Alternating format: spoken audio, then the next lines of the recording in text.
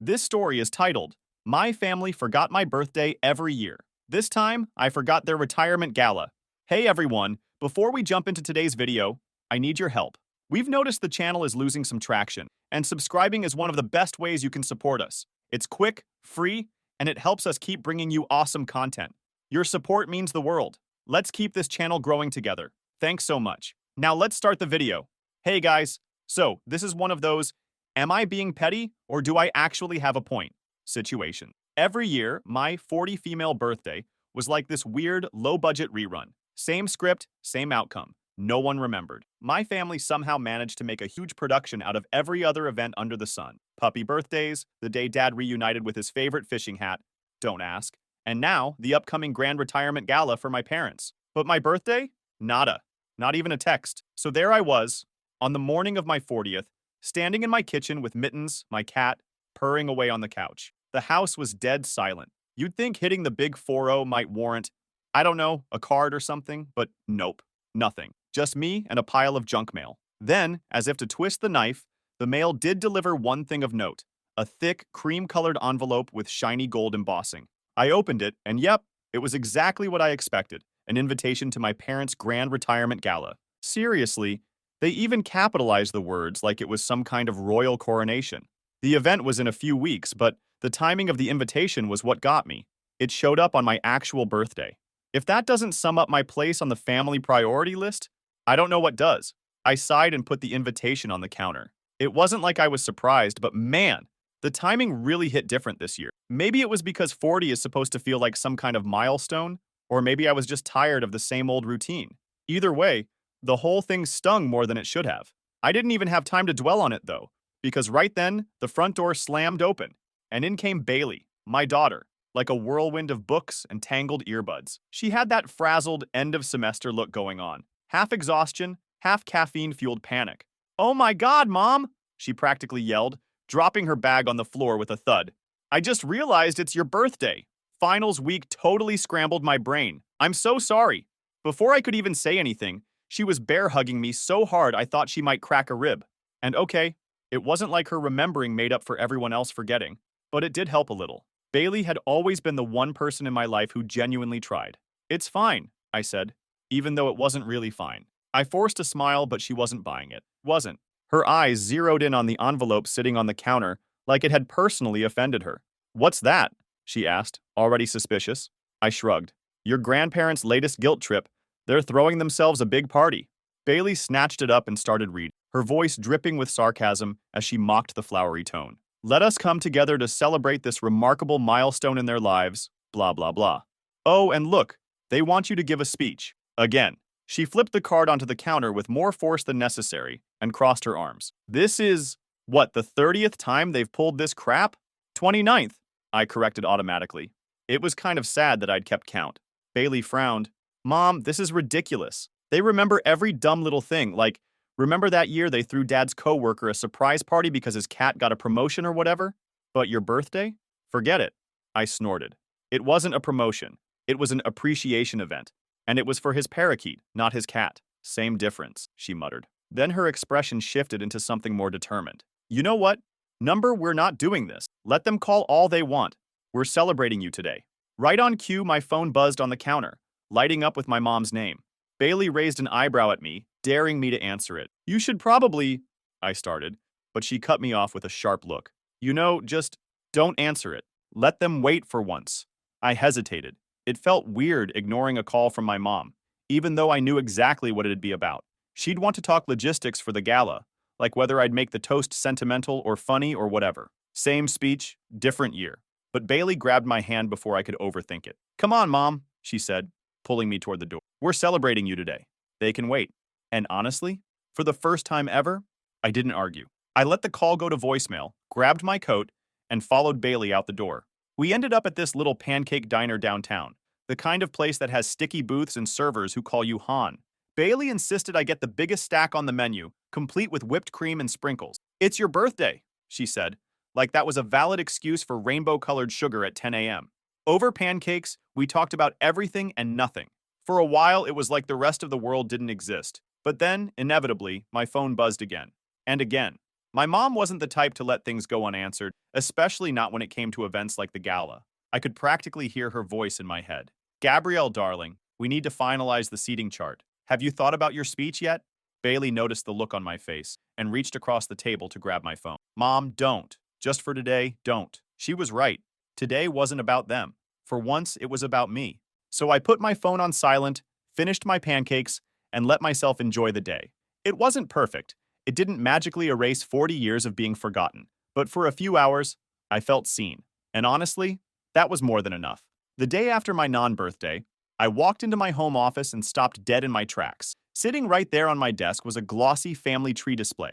It was the kind of thing you'd expect to see in a fancy genealogy exhibit at a museum, complete with gold frames and neat little branches labeled with names and dates. Clearly, Mom's latest project. I didn't need to look too closely to know how this would go. Dad's weird second cousin twice removed, the one who collects antique belt buckles, had his own branch. My brother Colin's goldfish, yes, the one from third grade, had somehow made the cut too. And me?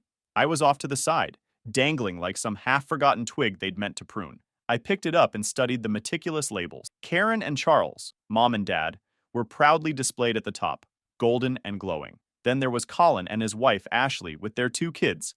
My sister Jenna and her husband Brad had their own section, complete with a little decorative sticker that said, "Family is everything," in glittery font. Cute. And then, way off to the side, there was me, Gabriella, Gabby. No sticker, no additional branches, just me. Before I could stew in that too long, my phone buzzed on the desk. Of course. I took a breath and picked up. Gabby, why weren't you at the planning meeting last night? She started without so much as a hello. I stared at the family tree in front of me. Because I was celebrating my birthday, I said, keeping my tone as neutral as possible. There was a pause on her end. Oh, was that yesterday? Yep, I said flatly. Same day it's been for the last 40 years. She cleared her throat like she was trying to shift gear. Well, you know how busy things get with the gala coming up. Anyways, speaking of which, I need to finalize the program. Have you thought about your speech yet? Ah, there it was. Not, how was your birthday? Or, sorry we forgot. Just straight into the gala plan of the century. No, I said, trying to keep the edge out of my voice. Haven't gotten around to it yet. Well, don't leave it too long, dear, he replied, completely unfazed. Everyone's counting on you. This is such an important milestone for your father and me. We want everything to be perfect. She launched into a full breakdown of the agenda, complete with the exact minute the cake would be rolled out. And I let her words blur into the background. My eyes kept drifting back to the family tree. My name was there, sure, but it felt more like an afterthought than an actual. By the time she finished talking, I'd barely heard half of it. Sounds great, Mom. Gotta go, I said, and hung up before she could start asking speech drafts. A minute later, Bailey poked her head into the room. You okay? She asked. I gestured to the family tree with a humorless laugh. Look what your grandma left me. She walked over and leaned in to get a closer look. Wow, really leaning into the whole Gabby the solo branch vibe, huh? Apparently my life is too boring to warrant a glitter sticker.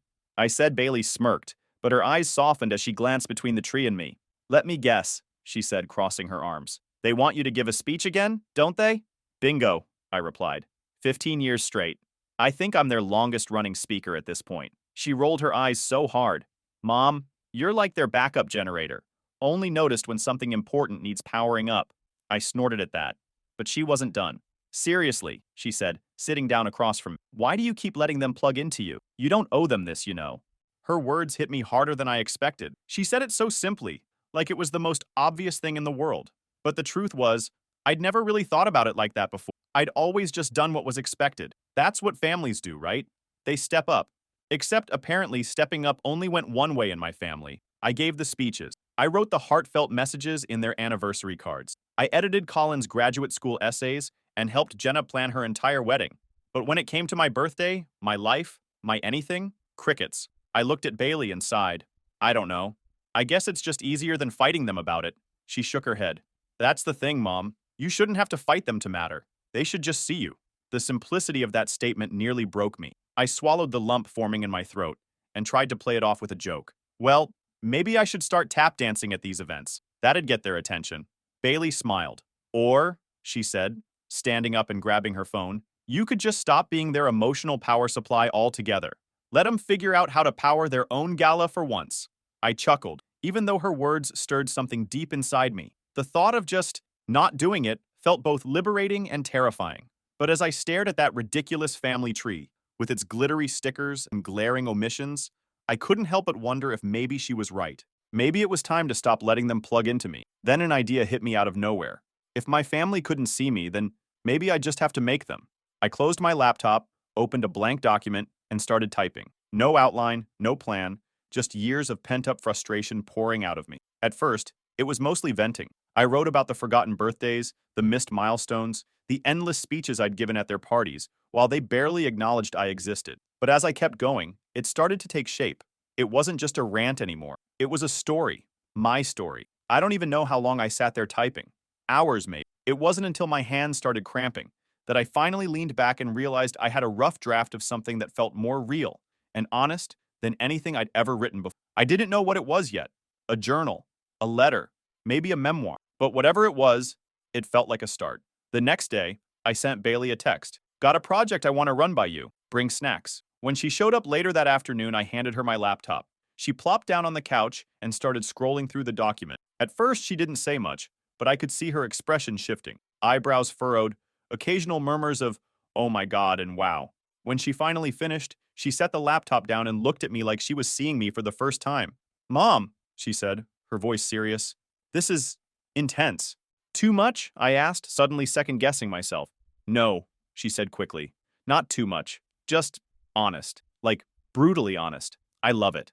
I let out a breath I didn't realize I was holding. "You think anyone else will?" Bailey grinned. "I think it's exactly what they need to hear, even if it makes them squirm." Her vote of confidence was all I needed, but I had to figure out what to do with it.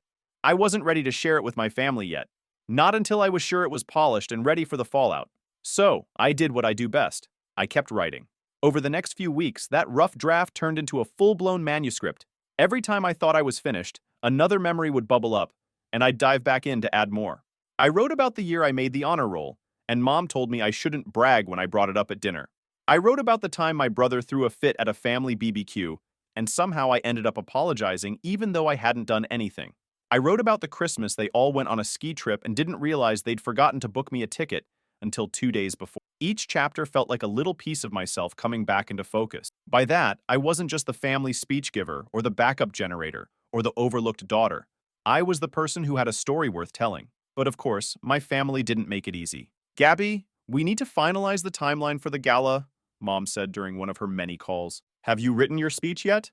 "I'm working on something," I said vaguely. I just didn't mention that the something was more of a book than a speech. "Well, don't wait too long," she said in that tone that made it clear waiting wasn't an option. "And remember, this is about celebrating us. Keep it light, keep it heartfelt.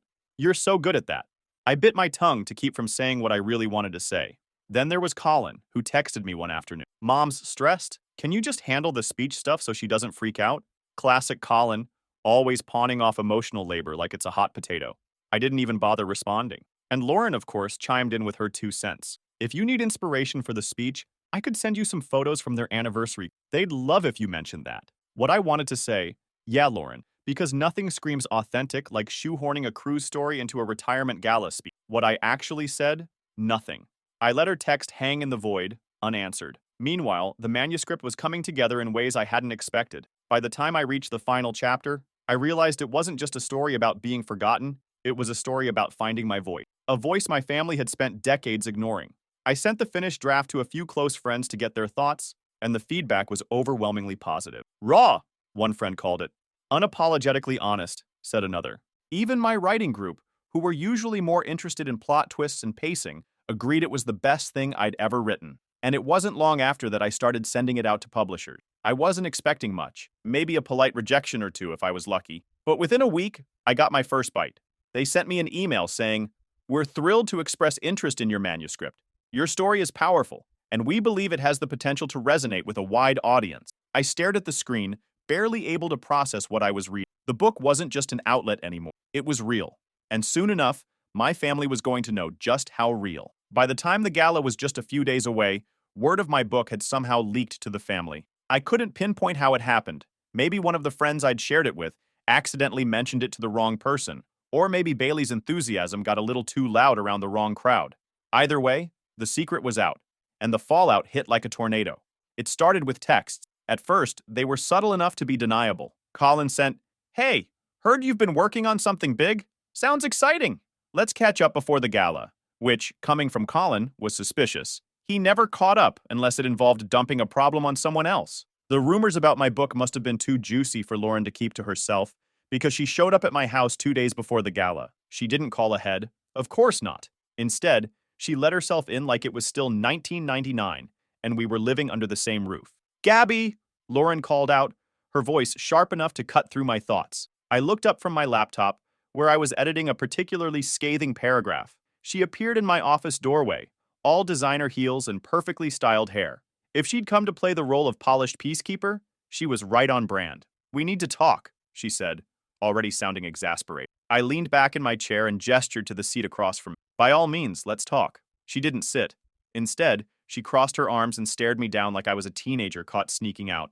I've heard things, Gabby. Mom's heard things. Everyone's heard things. Is it true? Are you really going to air our family's dirty laundry in a book at the gala? I closed my laptop slowly, taking my time. First of all, it's not dirty laundry. It's my story. Second, the gala's timing is just a happy coincidence. She scoffed, finally sitting down but perching on the edge of the chair like it might bite her. You know what this is going to do, don't you? Mom is going to lose her mind. She's already stressed enough about the seating chart, and now she's worried you're going to humiliate her in front of everyone. Dad's colleagues, their friends. Even the governor's wife might be there. Is that what you want? To ruin the entire evening? I shrugged. Not my intention, but if they're humiliated, maybe it's because they're seeing themselves clearly for the first time. Lauren's jaw tightened. You're impossible. If you don't pull this book, rewrite it or delay it, I'll have no choice but to tell Mom exactly what you're planning. Her words hung in the air, heavy with the same old family dynamic, control through guilt and threats.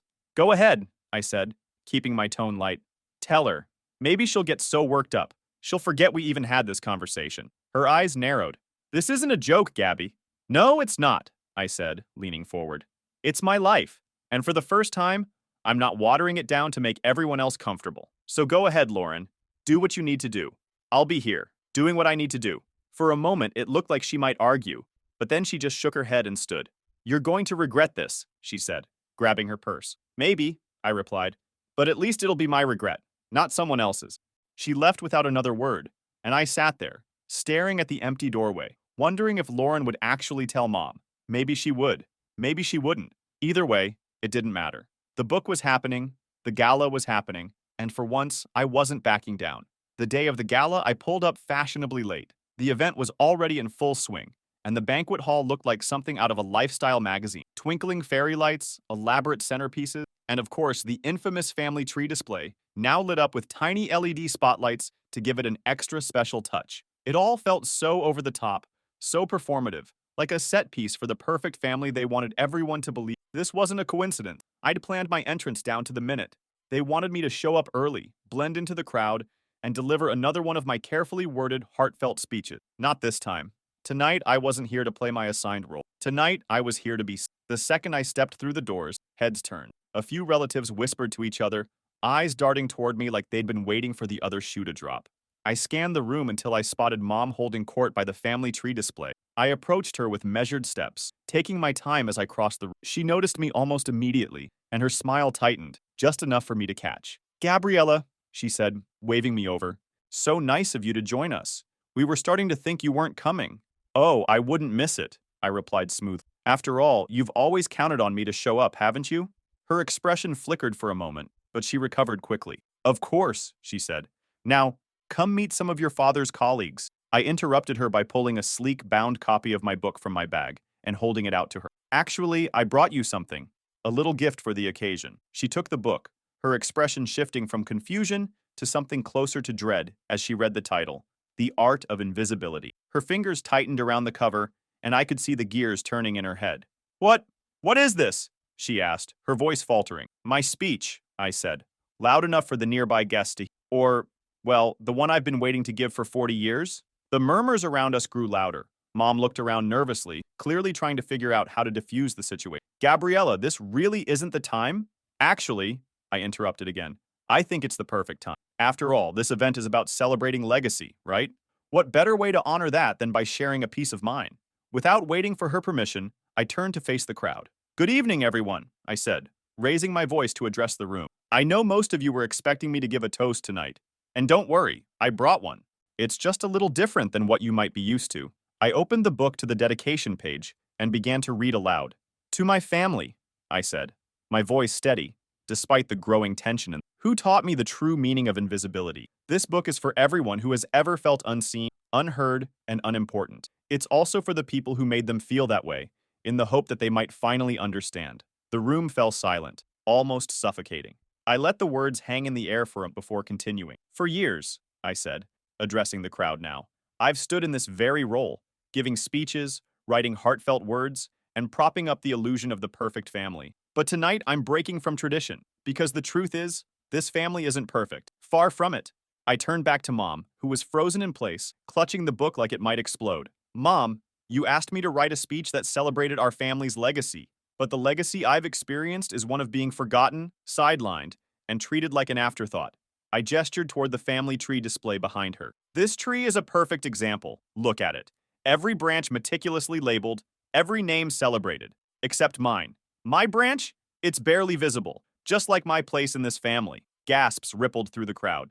I spotted Colin and Lauren hovering near the back, their expressions a mix of shock and discomfort. Dad, ever the diplomat, was doing his best to avoid eye contact with anyone. This book, I said, holding it up, is my way of reclaiming my story. For years, I let myself believe that my worth was tied to what I could give to this family, whether it was a speech, a helping hand, or just staying quiet to keep the peace. But not anymore. I stepped closer to Mom, lowering my voice so only she could hear. You wanted a speech that would make people proud. Well, here it is. I hope you're proud of the legacy you've left behind. With that, I handed her the open book and stepped back. The crowd was still quiet, but the tension in the air was palpable. People exchanged glances, whispered to each other, and shifted uncomfortably in their seats. The silence was finally broken when one of Dad's colleagues, a man I vaguely recognized from a few holiday parties, cleared his throat and said, "Well, that was certainly unexpected." A few nervous chuckles followed, but the mood had shifted. The atmosphere was gone, replaced by something far heavier. Mom, still holding the book, looked like she might say something, but no words came out. Instead, she turned and walked away, disappearing into the crowd. As I stood there, watching the ripples of my actions spread through the room, I wasn't invisible anymore. I wasn't the dutiful daughter playing her part in someone else's. I was finally writing my own. The gala turned into a moment for the family to confront the cracks they'd spent years ignoring. And whether they liked it or not, the tree was shaking, and it wasn't going to stop. But they were differently not going to stay silent. The morning after the gala, I woke up to a phone buzzing like it had a personal vendetta against my peace. Text after text, missed call after missed call. Every notification was from someone in the family. The sheer volume alone told me they weren't reaching out to thank me for my thoughtful contribution to the evening. Bailey, still half asleep, saw my phone lighting up like a Christmas tree. "Guess they're awake," she said, smirking. "Barely," I replied, tossing the phone onto the counter and pouring my own coffee. Let them simmer. By lunchtime, the simmer had turned into a full boil. A loud knock rattled the front door, followed by my sister Lauren's unmistakable voice. "Gabriella, open the door! We need to talk!"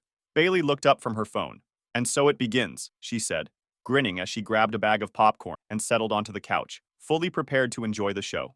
I opened the door to find not just Lauren, but Colin and Mom as well. Lauren pushed her way inside like she owned the place, her heels clicking against the floor with purpose. Colin trailed behind her, looking like he'd rather be anywhere else. And Mom brought up the rear. "We need to talk," Lauren repeated, planting herself in the center of the living room. "Come in," I said sarcastically, shutting the door behind them.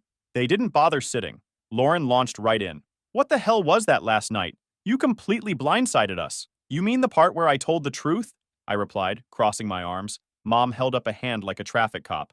"Enough. Gabriella, this isn't funny. You embarrassed this family in front of everyone. Your father's colleagues, our friends. Do you have any idea how that made us look? Like a family that treats one of its members like she doesn't exist?"